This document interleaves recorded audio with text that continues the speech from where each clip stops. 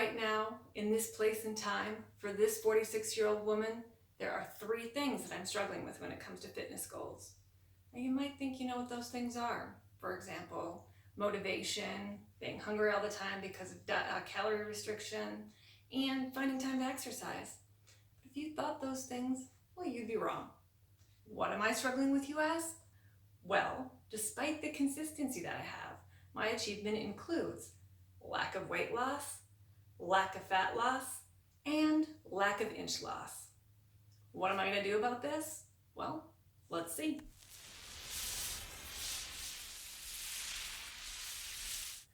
So here's a little bit of history on my struggles. So, the past few months, I've been fluctuating between 150 and 153 pounds.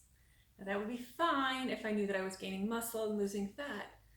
But my fat, according to my handy dandy little fat meter, is also stagnant at about 28%.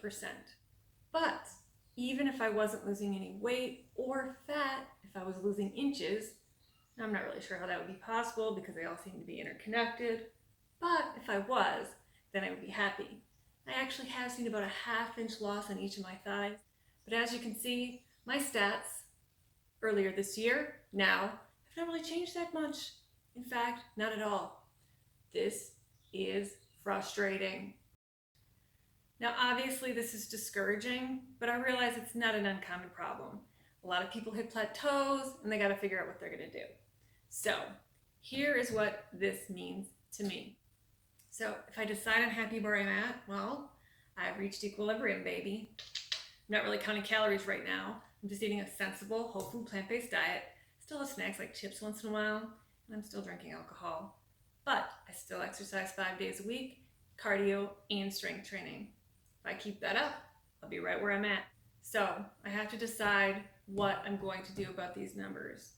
I have three choices, I think, and here's what they are. Number one, cut calories. Well, I hate counting calories more than I hate exercise.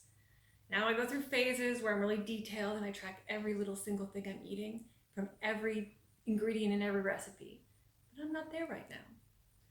I also know that one calorie saving thing I could do would be cut out alcohol, but I like my cocktails and I'm just not there yet. So I guess we're gonna have to see on that one. That leads me to option number 2, get more exercise. I'd actually like to start exercising 6 days a week. Right now I'm doing 3 days strength training and 2 days cardio, and I'd like to move that up to 4 strength training and 2 cardio, but I'm having some scheduling issues with that. I really have a lot of stuff that I have to do, just like everybody else, and on weekends, I'd like to save time for things like sitting in the garden with a glass of wine staring into space, or doing stuff with my family, or just sitting in the basement watching sci-fi. Either way, I like my free time, so I gotta decide whether I want to add another day of exercise. Another option for increasing exercise, when I do strength training, 15 minutes of cardio, I cut up that to 20 minutes. Again, a timing issue. I get an hour for lunch, and that really pushes it on me going over lunch. So, not gonna happen. Another option would be starting to walk in the evenings, and I think that's something that we might feasibly be able to start doing, at least when it's warm out. I'm not walking in Minnesota when it's 30 below out, but for now it's something to consider. Which leads me to my third point. Keep on doing what I'm doing. Realistically, if I just continue what I'm doing, I will get those strength gains. And those strength gains means more calories being burned, which equals less fat, which equals smaller thighs. But if you're interested in seeing what happens, I recommend subscribing right now. I do health and fitness posts about once a month. Anyway, in the meantime, I can tell you what I'm not gonna do. I'm not gonna start binge eating. I'm gonna stick with the whole food, plant-based diet. The plant-based vegan lifestyle has given me more energy, and I think it's one of the reasons why I'm able to hold this maintenance weight without really trying. I'm also not gonna stop exercising. Despite the fact that there's not very much movement, I'm at a point in my life where I know I need to keep on working out. If I want to stay healthy and able to move and just vibrant as I age, exercise is something I just have to do, even if I don't drop another pound. And the final thing that I'm not going to do is worry too much about it.